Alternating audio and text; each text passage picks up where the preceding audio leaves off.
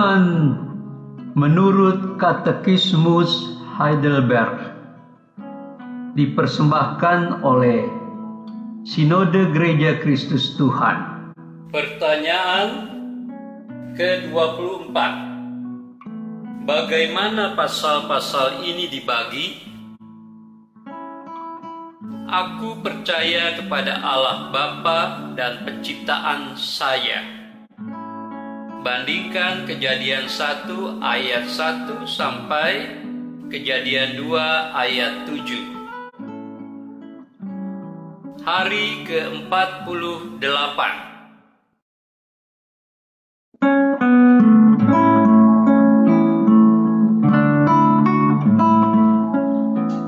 Saudara, mengapa gereja perlu menegaskan kembali pada hari ini dalam pengakuannya bahwa Allah adalah pencipta manusia? Masih ingatkah Anda dengan berbagai macam kasus rekayasa genetika manusia, di mana manusia berupaya mengatasi Allah dengan segala teknologi mutakhir dengan dalih perbaikan hidup manusia? Saudara, pengakuan iman rasuli mengakui Allah adalah pencipta langit dan bumi beserta segala isinya, termasuk manusia. Kalimat ini merupakan perlawanan terhadap upaya manusia modern dalam rekayasa genetika yang dapat memberikan ruang bagi pelanggaran dan pemerkosaan terhadap hukum Allah. Manusia bukanlah benda yang dapat ditaruh dalam laboratorium penelitian untuk mereproduksi atau menciptakan kembali manusia.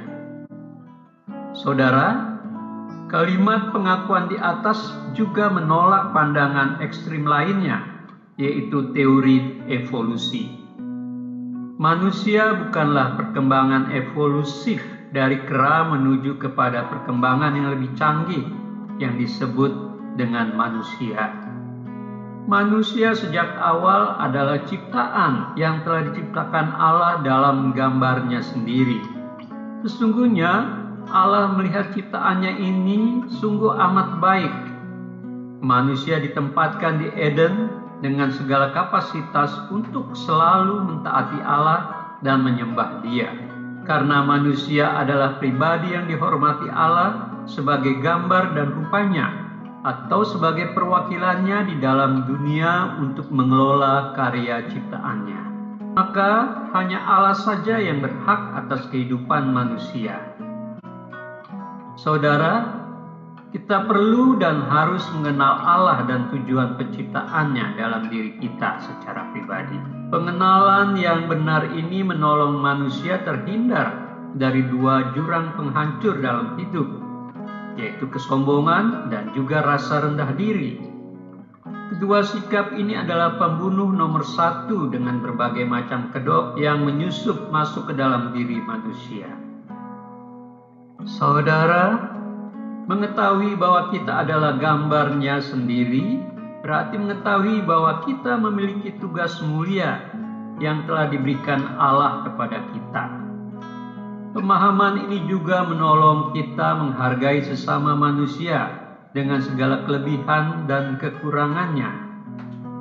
Demikian juga pengenalan ini akan memperkokoh jati diri dan identitas kita.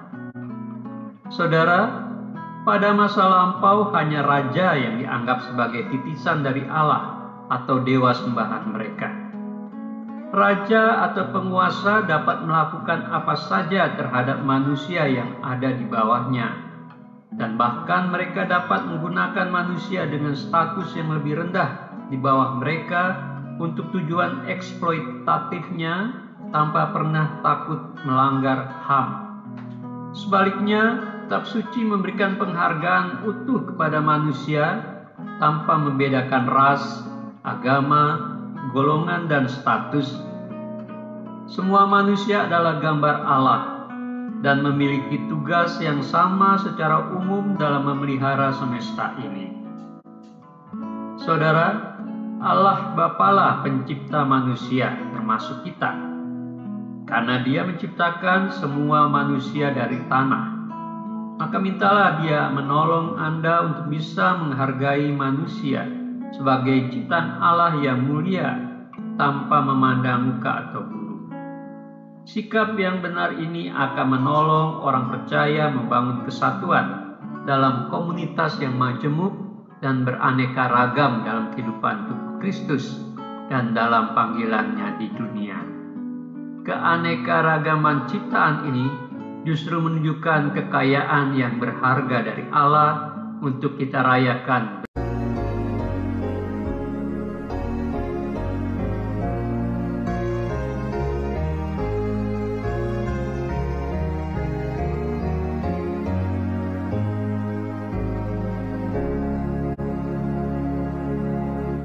Hai makhluk alam semesta, Tuhan Allahmu pujilah. Haleluya, haleluya. Surya perkasa dan terang, candra kartika cemerlang. Puji Allah tiap kala. Haleluya, haleluya, haleluya.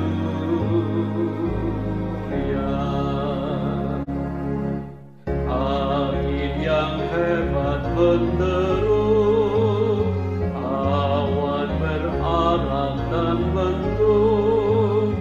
Haleluya, haleluya.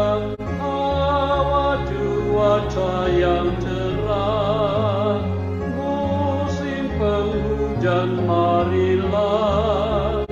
Puji Allah tiap kala. Haleluya, haleluya, haleluya.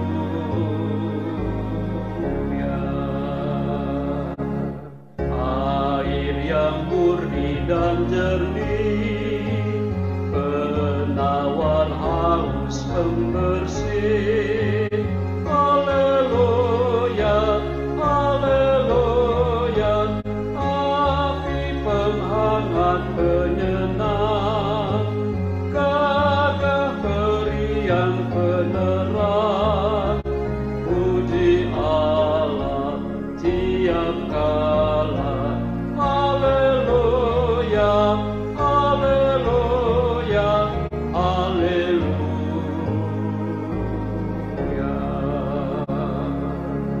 Ibu pertiwi mulia, limpah dengan anugerah. Haleluya, haleluya. Bunga dan buah kau beri, puspa semarak